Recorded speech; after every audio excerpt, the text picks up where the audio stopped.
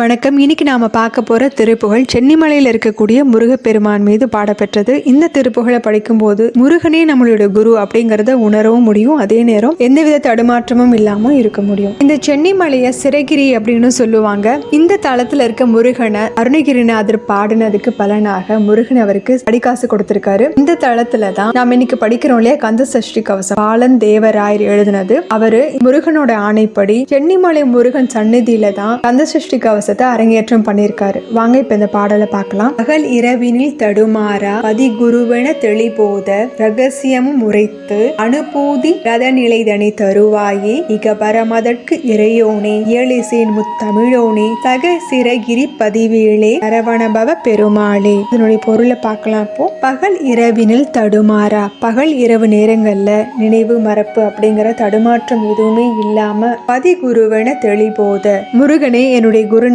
அப்படிங்கிற ஒரு தெளிவான ஞானத்தையும் அடையக்கூடிய ரகசியமும் உரைத்து அத்தகைய பரம ரகசியத்தையும் எனக்கு சொல்லி அனுபூதி ரத நிலைதனை தருவாயே, முருகனுடைய காலடியில் கலக்கக்கூடிய அந்த அனுபூதி அப்படிங்கிற பேரின்ப நிலைதனை தருவாயே இக பரமதற்கு இறையோனே, பூவுலகில் வாழக்கூடிய வாழ்க்கைக்கும் மேலுலகில் வாழக்கூடிய வாழ்க்கைக்கும் இறைவனாக இருக்கக்கூடியவனே, இயல் இசையின் முத்தமிழோனே, இயல் இசை நாடகம் அப்படிங்கிற முத்தமிழுக்கும் உரியவனே, சக சிறகிரி பதிவேளே, உலகிலேயே உயர்ந்த சிறகிரியில் இருக்கக்கூடிய பதிவேளே தளத்தினுடைய இறைவனே, சரவணபவ பெருமாளே, சரவணபவ பரம்பொருளே.